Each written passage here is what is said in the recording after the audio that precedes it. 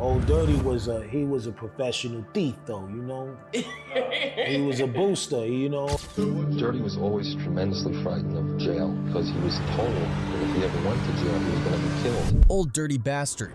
He was Wu-Tang Clan's craziest member. They called him a menace. The media made him a punchline, and the government tracked him like he was public enemy #1. To me, it's like everybody's scared of the government, you know what I'm saying? Because they killed Tupac and they killed Biggie Smalls. I don't care what y'all say, that's my seeing. Who cares? Old Dirty Bastard wasn't just a rapper from Brooklyn. He was a trendsetter. He ran wild in the streets, but also ran into crash cars to save children. You saved a little girl's life the other day, didn't you?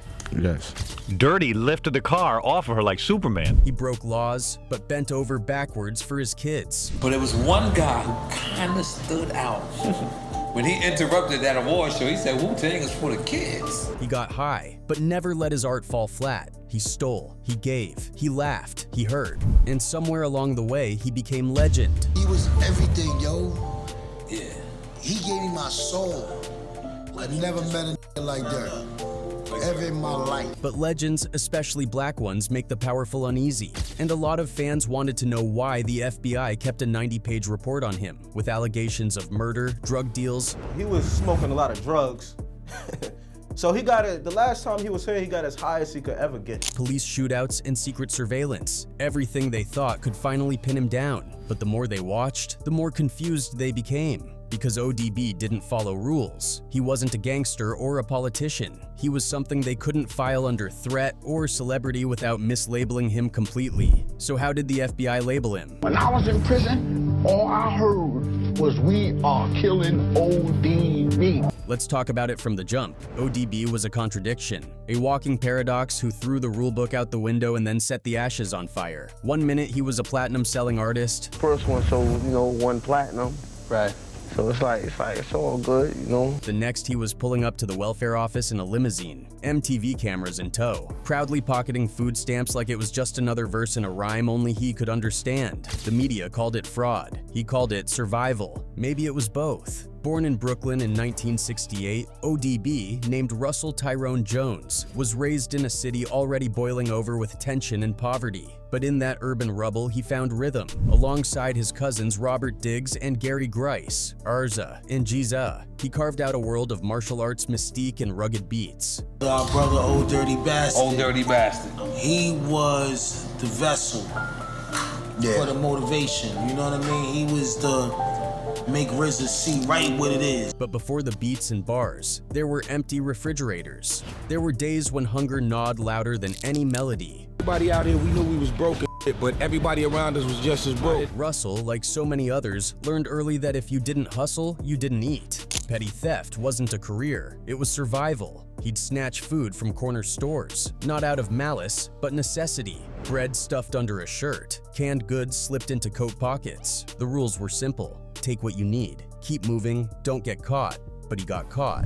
And when he did, the system didn't see a hungry child, it saw a statistic. Another name to shuffle through courtrooms and case files. Early brushes with the law came as whispers of what was to come. Juvenile detentions, probation hearings, slaps on the wrist that eventually turned into shackles. Russell was under watch before he even knew what that meant, labeled and logged before he could grasp the weight of it. Still, amid the chaos, there was always music. The three cousins would spend hours crafting rhymes, mimicking the flows of MCs they admired, turning scraps of noise into poetry. Dirty was the one. When we was at our lowest moment and not believing in this, Dirty would come in the room and it'd take him 2.3 seconds to get the energy back up to be like, we the best. Where some kids played basketball, they battled in lyrics. Where some dreamed of escape through fame, they built blueprints for a revolution, not just to be heard, but to be felt. Before Wu-Tang was a brand, it was a brotherhood, and ODB was its wild, untamable heart. Eventually, when Wu-Tang Clan emerged from Staten Island in the early 90s, the world was about to be flipped on its head. Hip-hop had seen grimy, it had seen raw, but it had never seen anything like Old Dirty Bastard. In a group already packed with lyrical scientists and kung fu mystics, ODB was the glitch in the matrix. He didn't just rap. He collapsed into verses, bounced off bars, screamed, warbled, laughed midline like he was possessed by the ghost of hip-hop's past. He was chaos you couldn't turn away from. And it all started in a tiny, crowded apartment with 9 MCs who believed they could change the game. And they did. We got Big Poop right there. We got the Jizza right there. We got the Raekwon, the chef right there. We got Method Man right there. We got Inspector Deck. We got Baby U God, Golden Arms. You know what I'm saying? In the back, we got Master Killer, and we got the RZA, but he not in effect right now. They hit the streets with And Enter the Wu-Tang 36 Chambers. And just like that, the door was kicked open. But even among the avalanche of talent, ODB stood out like a siren. He had a gift for mayhem. In the studio, he was unpredictable. RZA would cue up a beat and no one knew what was coming next. He might start crooning like a drunk Motown reject or mumble something that sounded like he was battling his own brain. But then, boom, a line would drop that was pure gold, raw and crooked and real.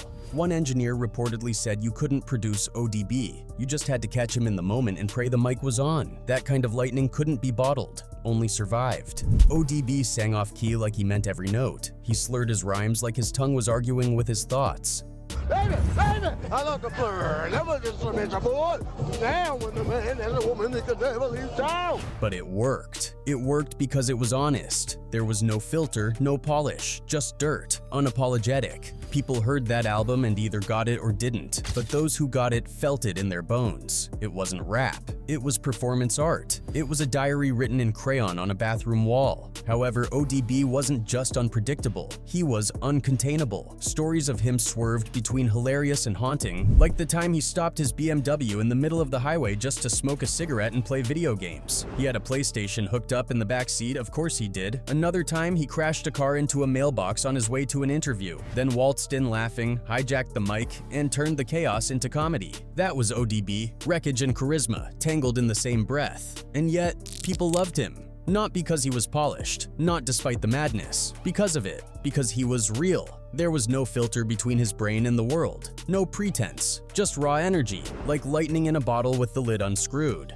People love to be around Dirty. Dirty loves to have a good time. Dirty loves to be under the spotlight. But that lightning burned everything it touched. He fathered 13 children, 13 little dirties, as some would call them, with 6 different women. He missed court dates, missed child support, missed chances.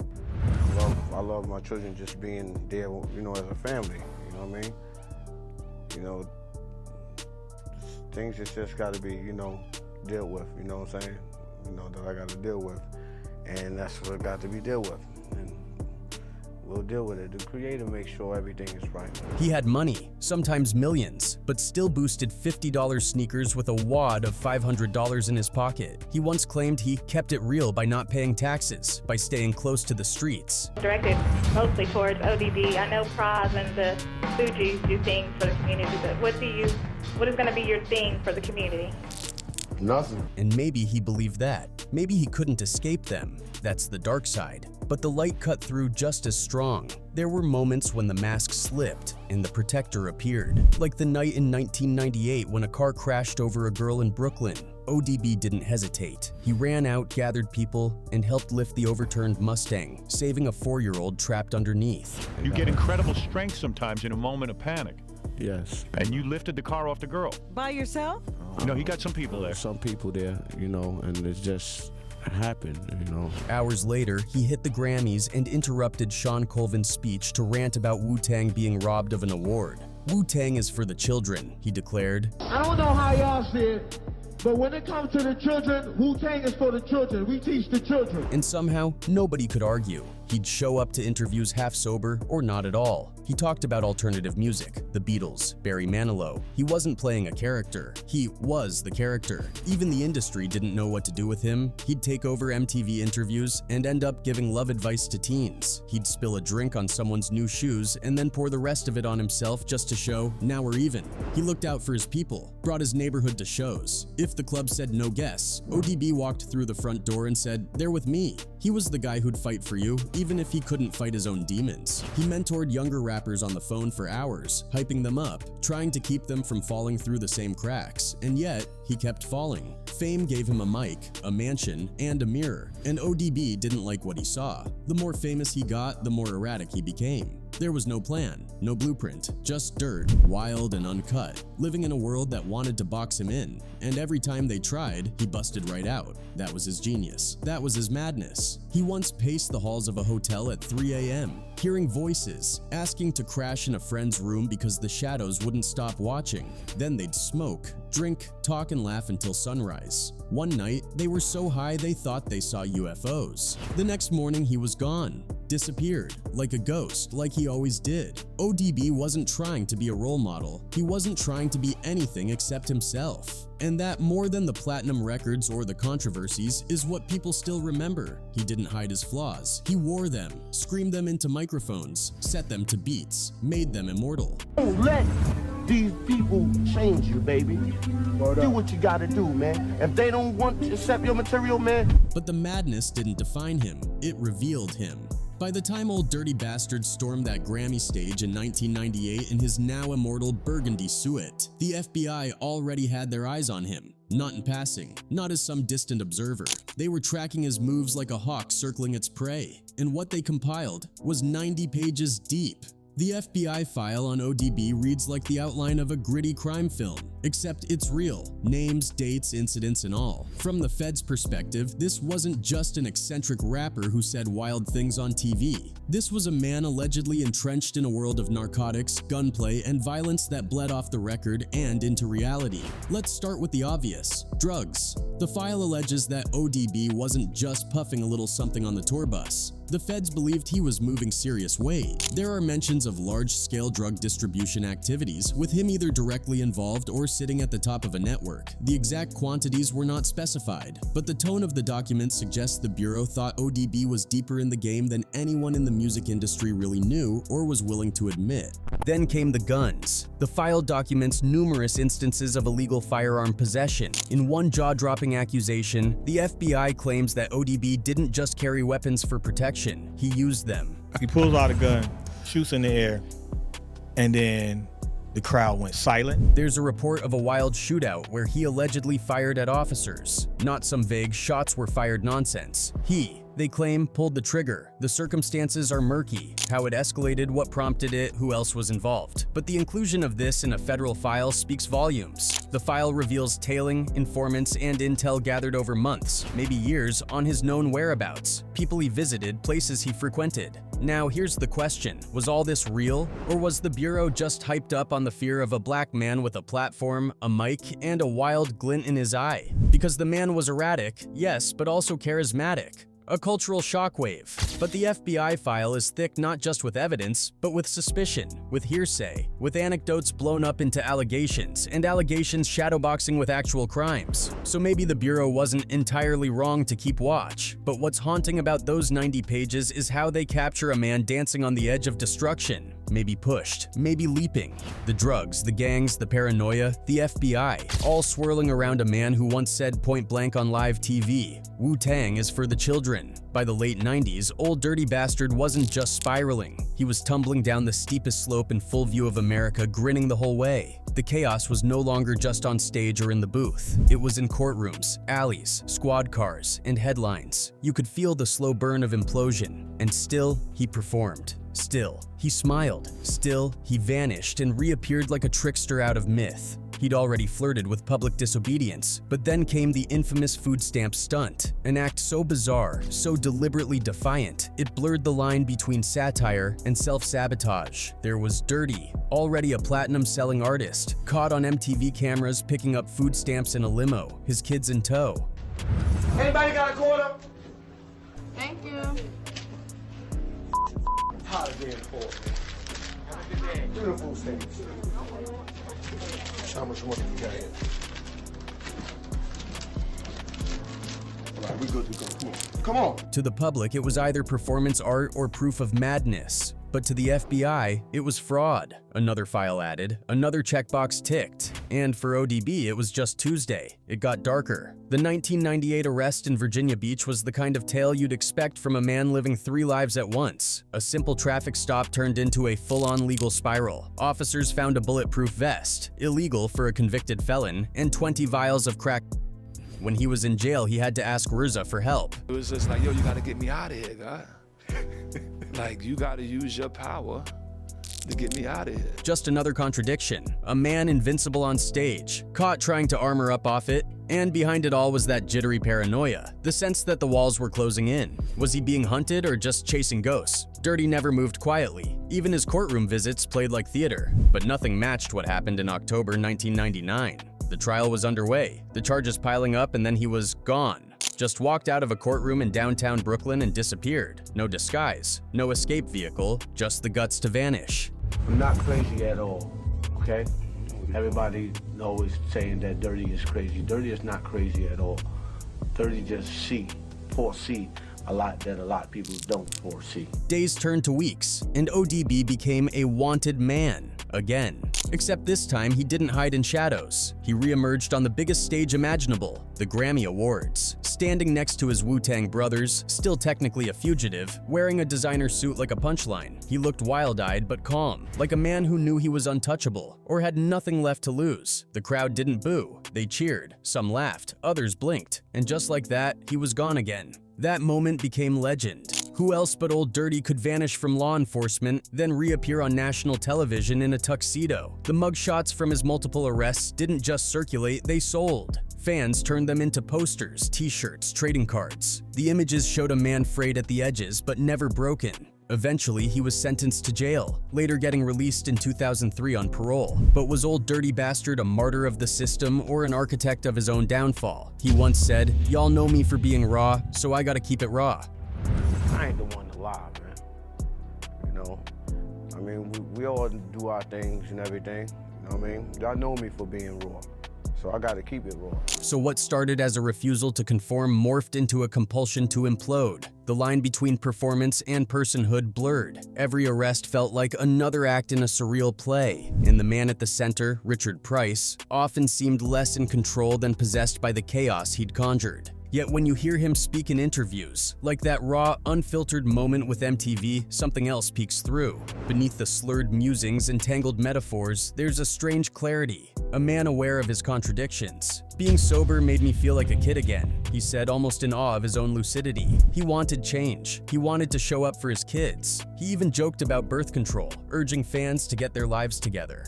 And when he talked about Mariah Carey, his super plum, his heartbeat, he wasn't playing a role. He was just a man trying to find warmth in a cold system. Those who really knew him described him in the best ways. He was wild on the outside, they'd say, but deeply caring underneath. And if you looked close enough beyond the headlines and handcuffs, you'd see it. In how he talked about his kids, in how he carried the weight of their futures on his shoulders, even when the rest of the world only saw a punchline. He called every child his own. "All the kids in the world is mine," he said with a grin that somehow held both joy and sorrow. But all the kids in the world is mine, okay? So I can't count how many kids I got. All the children in the universe is mine, everywhere. They smile at Dirty, and that makes Dirty smile. There was something sacred in how he said that. Like children were his church. He didn't need to know them by name. If you were young and needed love, Dirty was there, kneeling on the floor, playing Legos, building trust out of broken blocks. But there was one he held closest, Osiris, his son, young Dirty Bastard, his mirror, his heir. That birth changed him.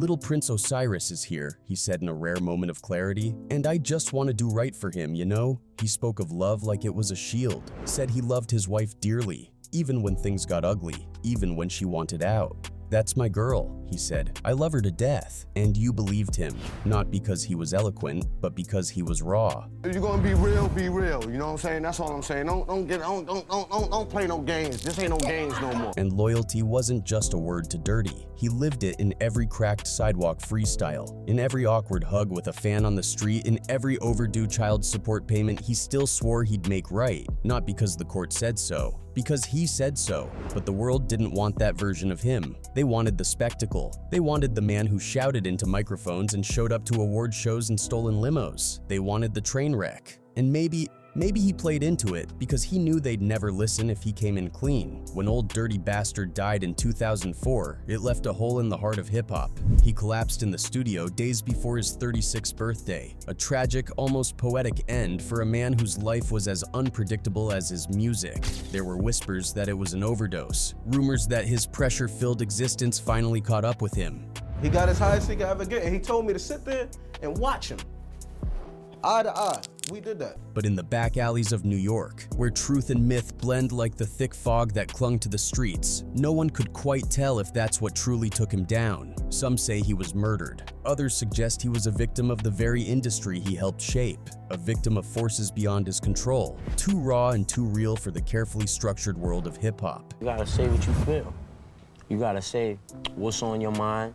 And that's kind of like the gift that we got as artists. In many ways, ODB's life mirrored the very dysfunction he rapped about, his battles with addiction, run-ins with the law, and those erratic moments that made headlines. His art was often a reflection of his broken reality, but it was more than just the chaos. It was an unfiltered, raw humanity that connected with the world. He didn't try to conform. He didn't want to be anyone's version of good enough. His music reflected that fearlessness, that refusal to bend or break under pressure. And in that refusal, there was a kind of immortality, a legacy that is impossible to erase. His influence on hip-hop is still felt. You can hear his echoes in the way artists today approach authenticity, unfiltered, unpolished, human. ODB set the stage for a new wave of vulnerability in music, where once the genre was about toughness, bravado, and perfection, his contribution was the permission for artists to be flawed, to be complicated, and to be real. The contradiction never left him. He was the loose cannon you couldn't quite write off, the addict who warned kids to stay clean, the fugitive who crashed the Grammys. And maybe that's why the public kept watching. He wasn't safe, he wasn't polished, but he was real. His death, as tragic as it was